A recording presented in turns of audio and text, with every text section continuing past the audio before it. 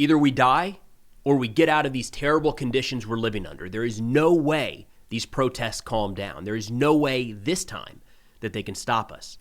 That's Ali, a 40-year-old Iranian protester in Tehran, and the regime is feeling it too, with a riot police officer saying, quote, "I know all of the officers in my station, and they believe the regime is collapsing." Now, the protests in Iran right now are expanding, with dozens, maybe hundreds killed already, and the Ayatollah is weighing whether a brutal, violent crackdown will be enough to save his regime. Now, as a little bit of a background, these protests began around December 28th. They were triggered by an economic crisis that saw inflation hit 40% across Iran. And what started as demonstrations by shopkeepers pretty quickly escalated into a nationwide political protest calling for death to the dictator. Now, the Iranian regime has already shut down the internet and done all they can to cut off communications with the outside world, and by all accounts, has begun using lethal force against the protesters that they label terrorists. Now, we are getting video and evidence coming out of these protests from the brave Iranians that are risking their lives and the lives of their family members to record what they're seeing, and a lot of that appears to be made possible by the use of Starlink. We've seen a number of pictures and videos of Iranians thanking Elon Musk for providing Starlink access once the internet is shut down by the Iranian regime. Now, the BBC reported that a doctor and a medic at 2 hospitals said their facilities were already overwhelmed with injuries. They said one doctor said a Tehran eye hospital had gone into crisis mode, saying they did not have enough surgeons to cope with the influx of patients. Now, the U.S.-based human rights activist news agency said since December 28th, at least 51 protesters, including 7 children and 21 security personnel, had been killed, and they say more than 2,311 individuals have also been arrested. That is the low end of estimates at this point. Time goes pretty far in the other direction, and we need to stress, and Time has this in their reporting, that they are unable to independently verify these figures. And we're seeing a lot of open source analysts at this point try to document the number of confirmed killed. And I've seen, depending on the source, everywhere from that 50 to 100 to 200 plus. Time says a Tehran doctor told them that on condition of anonymity that just 6 hospitals in the capital had recorded at least 217 protester deaths, most by live ammunition. And real quick, that's only 6 hospitals in Tehran. I want to stress these protests are happening all across the country, which is one of the reasons that many Iran analysts are looking at this saying, and we'll get to this in a minute, this is different. This has the possibility of actually changing things. Time says this would constitute a direct challenge to U.S. President Donald Trump, who earlier in the day warned that the regime would, quote, pay hell if it killed protesters who have taken to the streets. The doctor said authorities removed corpses from the hospital on Friday. Most of the dead were young people, including several killed outside a northern Tehran police station when security forces sprayed machine gun fire at protesters who died on the spot. Activists reported that at least 30 people were shot in the incident. Again, very scattered reporting right now, which is the goal of the Iranian regime, having shut down internet access and not providing independent and certainly international reporters in to cover some of these protests. Now, we have seen a number of Iranian protests over the years, but as mentioned, there are a lot of very senior analysts saying right now this time is different. And turning to one of those, Ben Taleblu of the Foundation for Defense of Democracies, explaining exactly why what you're seeing right now is not like what we've seen in the past. You know, you could trace this back to December 2017, which really touched off a boom and bust cycle of protests in Iran, triggered by economic issues, social issues, even environmental issues, that pushed past the ballot box and the state-linked reform movement and looked to the street as the best possible way to get political change in that country. And yes, this one was touched off by an economic concern, but has been sustained, and there's been a contagion effect across the country. All 31 provinces have experienced some level of protest and unrest, and that's because this national sentiment is shared by all of the street against the states. So what makes this different, first and foremost, is that it's an intensification of the trends we've seen in the past. Mm-hmm. The second, of course, is that despite experts saying post-12-day war, there would be a rally behind the flag or around the flag, you've seen Iranians even burn regime flags on the street and erect the pre-1979 flag. And certainly if you zoom out even further, this is the first major sustained wave of multi-city, multi-day protest since the Women Life Freedom Movement of 2022-2023, which were violently repressed, and just goes to show you the resilience of the street. And this should be setting off alarm bells for Western policymakers, because there is no proper Iran policy that doesn't take into account the street. Now, as you could expect, if this time is different, it suggests that there might actually be change in the air. And another video here from, excuse my pronunciation, Masih Alinejad, an Iranian journalist and activist, said it's entirely possible that what we're watching right now is the end of the regime. So in turn, the next few days, weeks, and maybe even months could get pretty nasty. Right. Do you think that this is the end for him?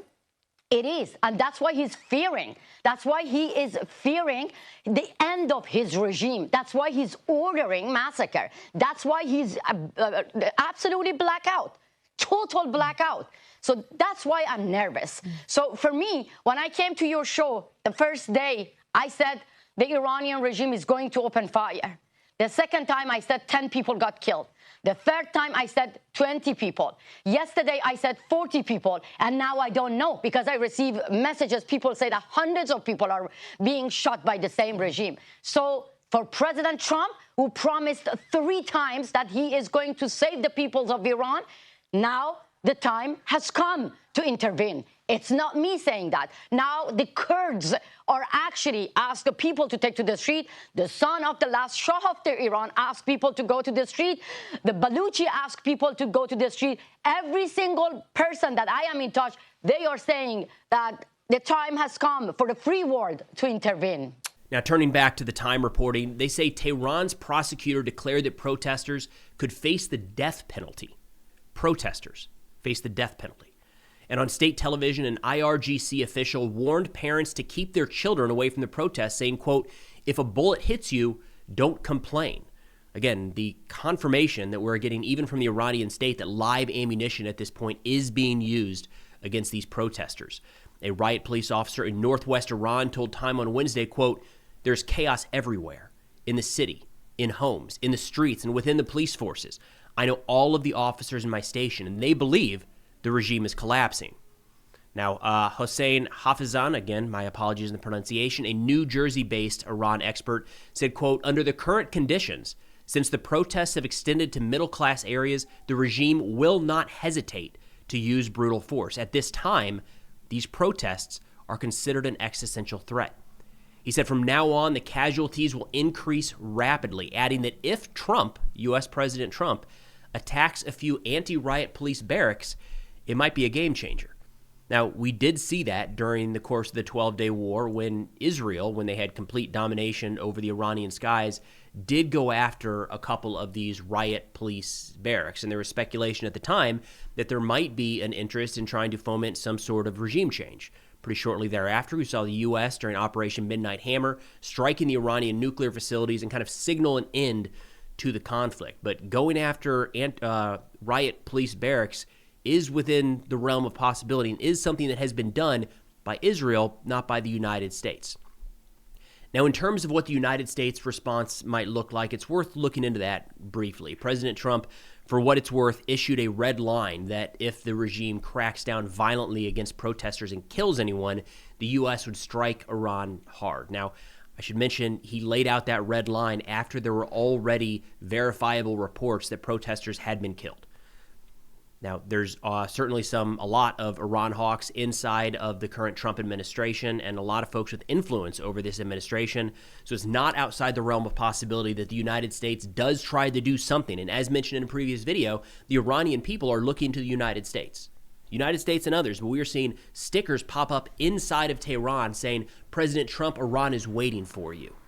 They're calling on people to help them overthrow the Ayatollah. Now, in terms of what the U.S. response might actually look like, we have another clip here from the FDD's Benim bin Talablu.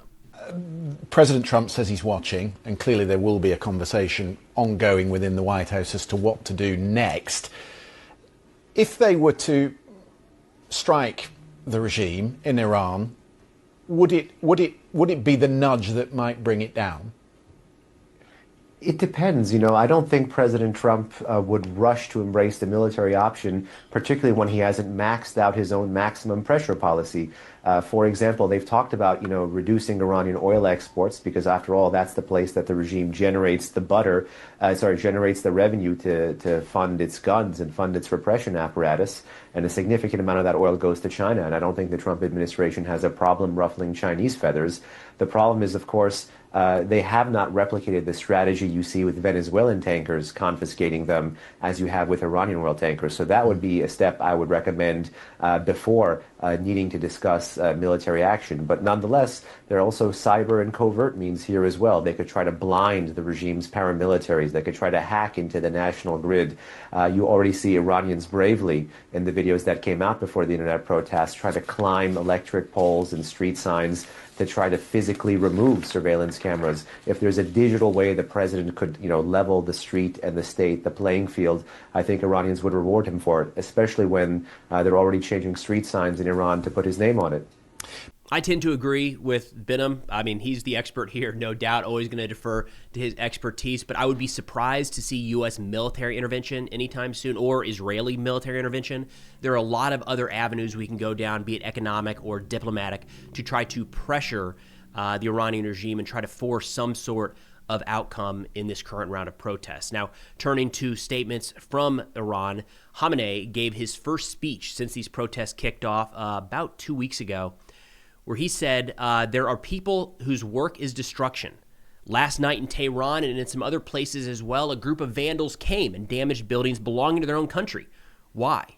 Because Donald Trump said some nonsense. And if the Iranian government does such and such, I will come and stand with you. I will take your side. He said these rioters are harmful individuals. Again, we're seeing a distinction made in the Iranian government where they're the ones that get to decide who falls on which side of this line.